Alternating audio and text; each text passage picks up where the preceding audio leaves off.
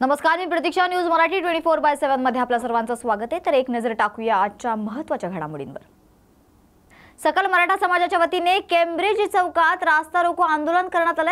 तर मनोज जरांगे पाटील यांच्या समर्थनार्थ मराठा समाजाने केम्ब्रिज चौकात रास्ता रोको आंदोलन केले. गेल्या 6 दिवसांपासून मनोज जरांगे पाटील हे अंतरवाली सराटी येथे उपोषणाला बसले असून सरकारचा कोणताही मंत्री किंवा अधिकारी त्यांना भेटण्यासाठी आला नाहीये. सरकारने तात्काळ मराठा समाजाचा आरक्षणाचा प्रश्न मार्गी लावण्याची मागणी यावेळी करण्यात येते. तर जालना संभाजीनगर महामार्ग केम्ब्रिज चौकात वाहतूक अडवून आंदोलकांनी जोरदार घोषणाबाजी करत मराठा आंदोलकांकडून सरकार विरोधात रोष व्यक्त करण्यात आला.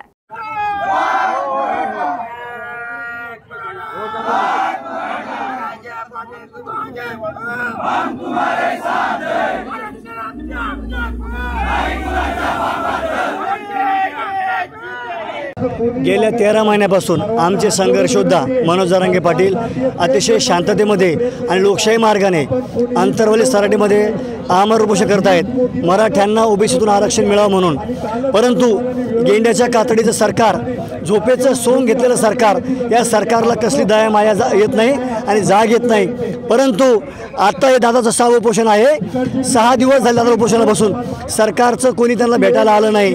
त्यांना पाठिंबा म्हणून आज सकल मराठा समाज छत्रपती संभाजीनगरच्या वतीने जिजाऊ चौक, केम्ब्रिज चौक या ठिकाणी सर्व समाज बांधवाच्या वतीने भव्य रास्ता रोको आम्ही आंदोलन केलं. आज रस्ता रोको करतोय. उद्या चक्का जाम करू आणि त्याच्यानंतर जिल्हा बंद करू. जिल्हा बंद करून होत असेल तर आम्ही राज्यबंदची हाक देऊ. आणि सुविधा जर तुम्ही दिलं नाही तर आम्हाला रस्त्यावर याच्यापेक्षा तीव्र आंदोलन करायला भाग पाडू नका. लोकसभेत मराठ्यांनी ताकद दाखवून दिली, आता विधानसभेत तुम्हाला पळता थोडी होईल. तुम्ही मराठ्यांना हलक्यात घेऊ नका. मराठ्यांनी एकत्र येऊन मतदानाच्या स्वरूपात आम्ही ताकद दाखवून दिलेली आहे. विधानसभेच्या अगोदर तुम्ही जर आरक्षण जाहीर केलं नाही तर तुम्हाला घरी बसावं लागेल. तुमचं डिपॉझिटसुद्धा जप्त झाल्याशिवाय राहणार नाही. आणि आम्ही सर्व राज्यातील अखंड मराठा समाज, सकल मराठा समाज संघर्ष योद्धा मनोज जरांगे पाटील यांच्या पाठीशी कालही होता, आजही आहे आणि उद्याही राहणार. अंतरवाली सराटी येथे गेल्या 6 दिवसापासून माननीय मराठा योद्धा मनोज जरांगे पाटील यांचं आमरण उपोषण हे चालू आहे. आणि ह्या उपोषणासाठी आम्ही छत्रपती संभाजीनगर जिल्ह्यातील या जालना रोडवर रस्ता रोको करत आहोत. रस्ता रोको करण्याचा आमचा एकच उद्देश आहे. आमची सगळेश्वरीची जी मागणी आहे ती तात्काळ मान्य करावी आणि मराठा समाजावर जे गुन्हे दाखल झाले ते तात्काळ मागे घ्यावे. नसता या सरकारने राजीनामा देऊन घरी बसावं. न्यूज मराठी 24/7, नवा भारत नवा विचार. कर्मवीर भाऊराव पाटील यांच्या 137व्या जयंतीनिमित्त शरद पवार यांनी कर्मवीर अण्णांच्या समाधीला अभिवादन केले. तर कर्मवीर भाऊराव पाटील यांच्या विचारांनी प्रेरित असलेली आणि त्यांच्या ध्येय धोरणावर चालणारी रयत शिक्षण संस्था आज देखील सर्वसामान्य आणि बहुजनांच्या मुलांना अविरत शिक्षण देत आहे.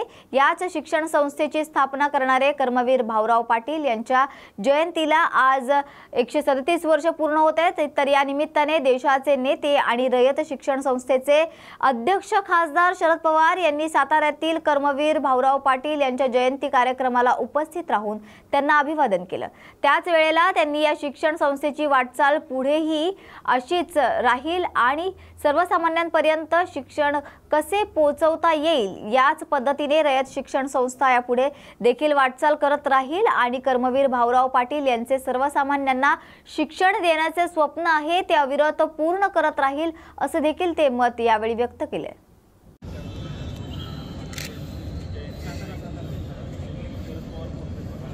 आजच्या कर्मवीर जयंती सोहळ्याच्या अध्यक्ष आपल्या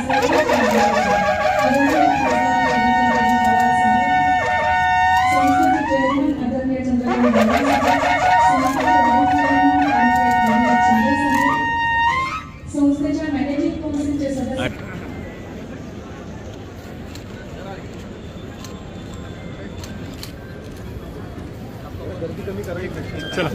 त्याचबरोबर सिक्कीम राज्याचे माजी राज्यपाल सन्माननीय रयत शिक्षण संस्थेच्या वतीने हार्दिक.